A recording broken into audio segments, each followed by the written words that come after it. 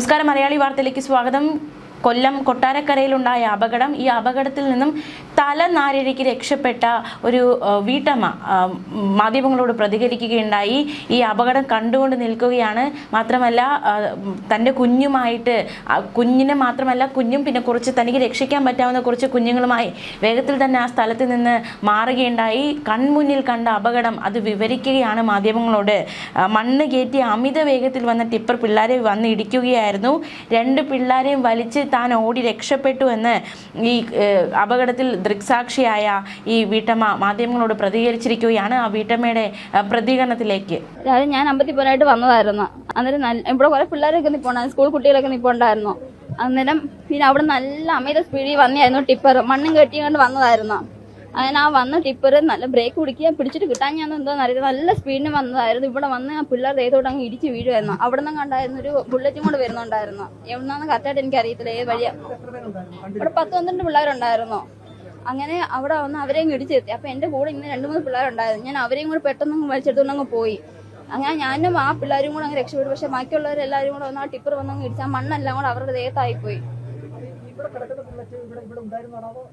ആ യാത്ര വന്ന കടയായിരുന്നു. അതൊരു സാറും കണ്ടായിരുന്നാ പറയുന്നത്. ഇല്ല, അവരെല്ലാരെയും കൊണ്ട് കുറെ പിള്ളേരെ ഹോസ്പിറ്റലിൽ കൊണ്ടുപോകുന്നു പറയുന്നു. NS-ലും പിന്നെ ഗവൺമെന്റ് ഹോസ്പിറ്റലൊക്കെ കൊണ്ടുപോയെന്ന് പറയുന്നു. ആ ഭാഗത്തു നിന്നാണ് വന്നോണ്ടിരുന്നത്. നല്ല അമ്പലപ്പുറം ഭാഗത്തുനിന്ന് ഇങ്ങനെ വന്ന് വളച്ചെടുത്തോണ്ട് പോവുമായിരുന്നു. അപ്പോഴാണ് ബാലൻസ് തെറ്റി അത് മറിയുമായിരുന്നു ആ വണ്ടി. വളച്ച് നല്ല വേഗത്തിലായിരുന്നു വന്നത് ടിപ്പർ. ഇവിടെ 10-12 പിള്ളേരുണ്ടായിരുന്നു. എല്ലാവരും കൂടി ഇവിടെ വണ്ടി 7-10 വണ്ടിയുണ്ട്. അതിനകത്ത് പോകുന്ന പിള്ളേരായിരുന്നു ഇവിടെ. ആ വണ്ടി വരുന്നതിന് 2 മിനിറ്റ് മുന്നായിരുന്നു ഈ ആക്സിഡന്റ് നടക്കുന്നത്. 7-8 അത് ഇവിടെ ആൾക്കാരൊന്നും ഇല്ലായിരുന്നു. ഇല്ല തുറന്നിട്ടില്ല. പിന്നെ അവിടുത്തെ ഹോട്ടൽ തുറന്നിട്ടുണ്ടായിരുന്നു, അതേ ഉള്ളായിരുന്നു. ഇറങ്ങാൻ അധികം തുറന്നിട്ടില്ലായിരുന്നു. പേരെങ്ങനെയാണ്? അഞ്ജലി. ദിവസം ബസ്സിൽ പോകുന്നത്? ഞാൻ അമ്പത്തിപ്പനായിട്ട് വന്നു. ഞാൻ ബാംഗ്ലൂർ നേഴ്സിംഗ് പഠിക്കുമായിരുന്നു. അങ്ങനെ ഞാൻ വെള്ളിയാഴ്ച പോവാം. അപ്പൊ അതിന് മുന്നേ അമ്പത്തി പോവാന്നും പറഞ്ഞുകൊണ്ട് ഞാൻ ഇവിടെ നിന്നെയായിരുന്നു. നിന്ന വഴിക്കാണ് ഞാൻ 7-10 ബസ്സിനകത്ത് പോകാൻ നിന്നതാ. അപ്പൊ അവിടുന്ന് നല്ല സ്പീഡിന് വന്ന ടിപ്പർ മണ്ണും കയറ്റി കൊണ്ടുകൊണ്ട് വന്നതാ. നല്ല സ്പീഡിന് വന്ന് ഇവിടുന്ന് വളയ്ക്കും എന്തോ ചെയ്തതെന്ന് അറിയത്തില്ല. വന്ന് ആ പിള്ളേരുടെ നിപ്പുണ്ട്, 10-12 പിള്ളേർ നിപ്പുണ്ട്. ഞാൻ ഇന്ന് ഈ സൈഡിൽ നിൽക്കുന്നതാ. ഇന്ന് ഞാൻ അവിടെ നിൽക്കുന്ന കുറച്ച് അങ്ങോട്ടും കയറി നിന്നു, മുന്നോട്ട് മാറി നിന്നു ഞാൻ. അന്നേരം ആ വണ്ടി ഇവിടെ വന്ന് അങ്ങ് നിറഞ്ഞു. അപ്പൊ അവിടെ നിന്ന് കണ്ട് ബുള്ളറ്റും വരുന്നുണ്ടായിരുന്നു. ആ ബുള്ളറ്റിനെയും കൊണ്ടുവന്ന് അങ്ങ് ഇടിച്ച് കൊണ്ടുപോയത്. പിന്നെ എന്റെ അടുത്ത് 2 പെണ്ണുങ്ങൾ ഇപ്പൊ ഉണ്ടായിരുന്നു, കൊച്ചുകുട്ടികൾ ഇപ്പൊ ഉണ്ടായി. ഞാൻ അവരെയും കൊണ്ട് അങ്ങ് ഓടി. ഞാൻ എന്തായാലും ഞങ്ങൾക്ക് അവർക്ക് കാലിനെ കണ്ട് എന്തോ ഒരു ഇഞ്ചുറി ഉള്ളതെന്നാ പറയുന്നത്. കറക്റ്റായിട്ട് നമുക്ക് അറിയത്തില്ല. വളരെയധികം എന്താണ് പറഞ്ഞ് ആശ്വസിപ്പിക്കാൻ പോലും പറ്റാത്ത രീതിയിൽ അപ്രതീക്ഷിതമായി വന്ന അപകടം ഒരുപാട് ജീവനുകൾ കവർന്നെടുത്തിരിക്കുന്നു. KSEB അധികൃതരെത്തി പ്രദേശത്തെ വൈദ്യുതി ബന്ധം വിച്ഛേദിച്ചിട്ടുണ്ട്. ഗുരുതരമായി പരിക്കേറ്റവരെ തിരുവനന്തപുരം മെഡിക്കൽ കോളേജ് ആശുപത്രിയിലേക്ക് കൊണ്ടുപോകുന്നുണ്ട്. കൂടുതൽ പേർ അപകടത്തിൽ പെട്ടോ എന്ന ആശങ്ക ഇല്ലാതില്ല എന്നാണ് മന്ത്രി ബിന്ദു കൃഷ്ണ പ്രതികരിച്ചിരിക്കുന്നത്. ടിപ്പറിലെ മണ്ണിന് പുറമെ മതിലിന്റെ ഭാഗങ്ങളും ബസ് കാത്തു നിന്നവരുടെ മുകളിലേക്ക് വീണിട്ടുണ്ട്. അതുകൊണ്ട് തന്നെ മതിലിന്റെ നിർമ്മാണത്തിന് ഉപയോഗിച്ച പാറ കഷ്ണങ്ങളും ബസ് കാത്തു നിന്നവരുടെ മുകളിലേക്ക് വീണിട്ടുണ്ട്. തൊട്ടടുത്തുള്ള കെട്ടിടത്തിന്റെ ഭാഗങ്ങളും വീണതായിട്ടാണ് റിപ്പോർട്ടുകൾ. അമിത വേഗതയിൽ ഇറക്കമിറങ്ങി വരികയായിരുന്നു അപകടമുണ്ടാക്കിയ ടിപ്പർ ലോറി. 3 വഴികൾ ചേർന്ന ജംഗ്ഷനാണിത്. വേഗത്തിലെത്തിയ ടിപ്പർ വളവ് തിരിച്ചപ്പോൾ പറ്റിയ അപകടമാണിതെന്നാണ് ദൃക്സാക്ഷികൾ വ്യക്തമാക്കുന്നത്. ടിപ്പർ ലോറി അമിത വേഗതയിലെത്തി ആദ്യം ഒരു സ്കൂട്ടറിനെ ഇടിച്ചു എന്നാണ് നാട്ടുകാർ പറയുന്നത്. സ്കൂട്ടറിനെ ഇടിച്ചപ്പോൾ തന്നെ ടിപ്പർ ലോറി നന്നായി ഉലഞ്ഞു. ഈ സമയം ടിപ്പറിൽ നിന്നും മണ്ണ് ഒരു സൈഡിലേക്ക് മറിഞ്ഞു വീണിരുന്നു. അതിനുശേഷം ടിപ്പർ പാഞ്ഞു ചെന്ന് ഒരു മതിലിടിക്കുകയും മതിലിടിച്ച് തകർത്തതിനു ശേഷം ബസ് സ്റ്റോപ്പിലേക്ക് പാഞ്ഞു കയറുകയുമായിരുന്നു എന്നാണ് ദൃക്സാക്ഷികളൊക്കെ ഈ സംഭവത്തെക്കുറിച്ച് വിവരിക്കുന്നത്. ടിപ്പർ ലോറി പോലും തകരുന്ന രീതിയിൽ വലിയ ആഘാതമാണ്, അത്രയും വലിയ അപകടമാണ് സംഭവിച്ചിരിക്കുന്നത്. രാവിലെ 7:50 ഈ അപകടം സംഭവിച്ചത്. അപകടത്തിന് പിന്നാലെ തന്നെ നാട്ടുകാർ രക്ഷാപ്രവർത്തനം നടത്തിയിരുന്നു. രക്ഷപ്പെടുത്തിയവരെയും കൊണ്ട് താലൂക്ക് ആശുപത്രിയിലേക്ക് സമീപത്തെ സ്വകാര്യ ആശുപത്രിയിലേക്കും വേഗത്തിൽ തന്നെ അവർ എത്തിക്കുകയായിരുന്നു. യന്ത്രം ഉപയോഗിച്ചാണ് മണ്ണ് മാറ്റി ഇതിന് അടിയിൽ ഇനി ആരെങ്കിലും പെട്ടിട്ടുണ്ടോ എന്നതടക്കമുള്ള പരിശോധന നിലവിൽ നടത്തുന്നത്. അതേസമയം ഇപ്പോൾ സ്വാഭാവികമായിട്ട് ഉയരുന്ന ഒരു ചോദ്യമാണ്, ഈ ഒരു സമയത്ത് രാവിലെ സമയത്ത് ടിപ്പർ ലോറി എവിടെ നിന്ന് വന്നു, എങ്ങനെ വന്നു, ആരധികാരം കൊടുത്തു, പോലീസ് ഉണ്ടായിരുന്നില്ല എന്ന ചോദ്യം. സ്കൂൾ തുറക്കുന്നതിന്റെ ഭാഗമായി ടിപ്പർ വാഹനങ്ങളുടെ സമയത്തിൽ നിയന്ത്രണം ഏർപ്പെടുത്തിയതാണ്. പുതുക്കിയ സമയക്രമപ്രകാരം മോട്ടോർ വാഹന വകുപ്പ് വകുപ്പ് പ്രസിദ്ധീകരിച്ചിരുന്നു. അതിനനുസരിച്ച് രാവിലെ 8 മുതൽ 10 മണി വരെയും വൈകിട്ട് 3 മുതൽ 5:30 വരെയുമാണ് നിയന്ത്രണം ഏർപ്പെടുത്തിയത് ടിപ്പർ ലോറികൾക്ക്. എന്നാൽ ഈ അപകടം സംഭവിച്ചിരിക്കുന്നത് ഈ ഒരു സ്കൂൾ സമയം രാവിലെ 8 മണിയോട് അടുപ്പിച്ചാണ്. അപ്പോൾ നിയന്ത്രണങ്ങളൊക്കെ ഏർപ്പെടുത്തിയിട്ടും എന്തുകൊണ്ട് ടിപ്പർ ലോറി നിരത്തിലിറങ്ങി എന്നൊരു ചോദ്യം ഇവിടെ ഉയരുന്നുണ്ട്.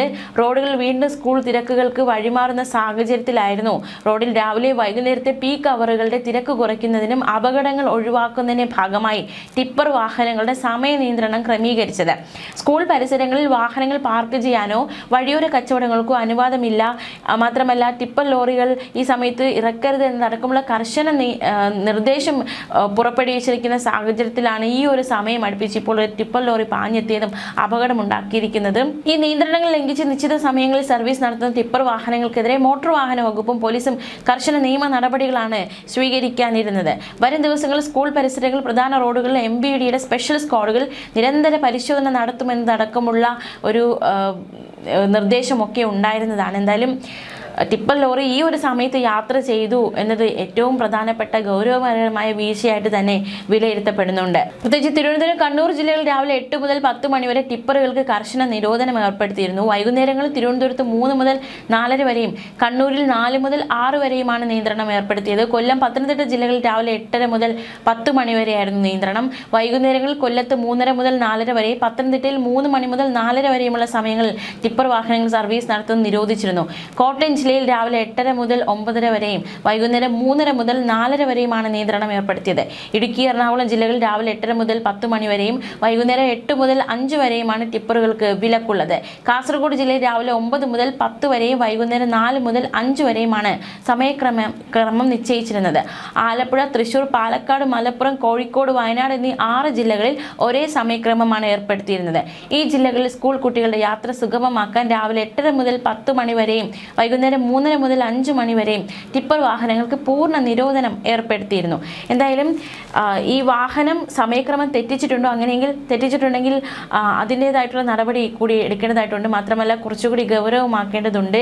പ്രത്യേകിച്ച് ഈ ടിപ്പറുകളൊക്കെ റോഡിലൂടെ പായുന്നത് കണ്ട ട്രെയിനിന് പോലും ഇത്രത്തെ സ്പീഡ് ഉണ്ടാകില്ല. അമ്മാതിരി പാച്ചിലാണ്, അക്ഷരാർത്ഥത്തിൽ മരണപ്പാച്ചിലാണ് ടിപ്പറുകൾ റോഡിലൂടെ നടത്തുന്നത്. പലരും അതിന് ദൃക്സാക്ഷികളാണ്. എന്തായാലും അമിത വേഗത ഇവിടെ അപകടത്തിലേക്ക് നയിച്ചു എന്ന നിഗമനത്തിൽ തന്നെയാണ് എത്താൻ സാധിക്കുന്നത്. എന്തായാലും കൂടുതൽ അന്വേഷണത്തിൽ മാത്രമേ മറ്റു വിവരങ്ങളൊക്കെ പുറത്തു വരികയുള്ളൂ. കുറച്ച് ജീവനുകൾ നഷ്ടമായി, വേദനാജനകമാണ്. എന്തായാലും ഈ ജീവൻ നഷ്ടമായവരുടെ ബന്ധുക്കളെയൊക്കെ എന്ത് പറഞ്ഞാൽ, പ്രത്യേകിച്ച് കുട്ടികൾ, സ്കൂൾ കുട്ടികളടക്കമാണ് മരിച്ചത്.